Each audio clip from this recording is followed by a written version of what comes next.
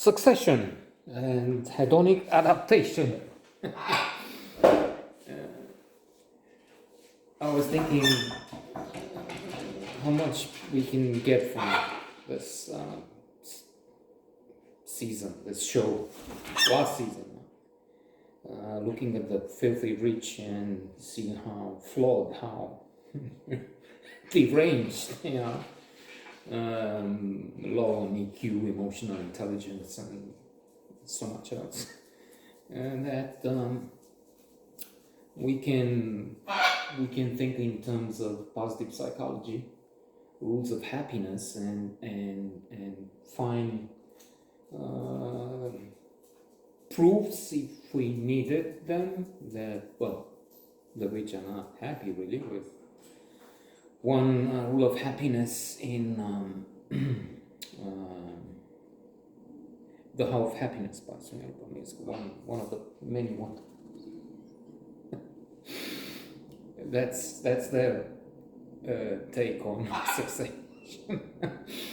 I mean, this one you saw, he was on camera, but the other fellow, I think, is already out of the picture.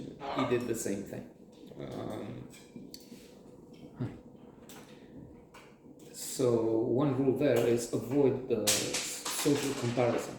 That is, don't compare yourself to others, and especially with the rich, because that's your wow. Look at that car. Look at that plane. In the case of the Logan family, and their billions. No, coming out of fiction, which is anyway based on Murdoch and so many other scoundrels. I think this recent Dominion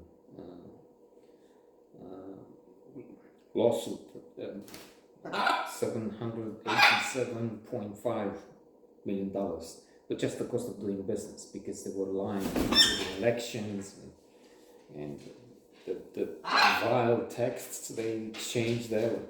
I mean, vile in the sense that they knew the truth, but about Trump, about it, I can't stand him. He's such an idiot. I'm just making up, but that was the idea. Terminal. And then on the air, wow, such a wonderful man. The best leader. Vote for him. So anyway, time to backtrack. So yes, the legend is inspired from real life. But coming from this inspiration, from this fiction to real life, let's think Musk. Okay, brilliant in some ways, but such an asshole in so many ways. So the message is, don't envy them, because look what they do. There's also research. There's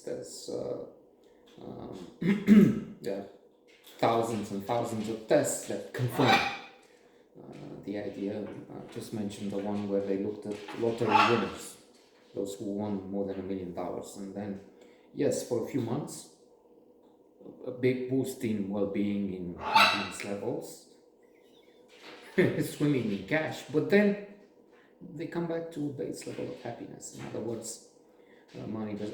It's the secret is not to just give everything up and go and live on the street, be homeless. That's not. But they identified, in fact, with analysis again, with studies, some figures. It was something like 60,000 or so per year as income in Mississippi, the poorest American state, which, by the way, I was reading in Economist this week, in fact, the one which was replaced just this morning, last evening, how Mississippi has a higher income than France. The poorest state in America is richer than France and so many other countries, of course. And there's another threshold of, it was 120,000, who knows what it's now, because that was some 10 years ago, I guess. A level which affords one, depending on the cost of living, it's much costlier to rent a place, in other terms, in San Francisco than in Mississippi.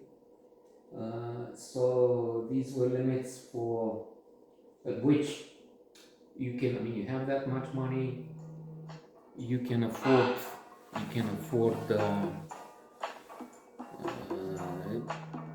to read, to enjoy, to have food, of course, and some comfort, and then that's fine. It seems to ensure a good level of comfort and happiness. Now, succession, yes, it works on some level. As I said, we look at them and feel happy. I mean, if that's what money gives you, that's fine.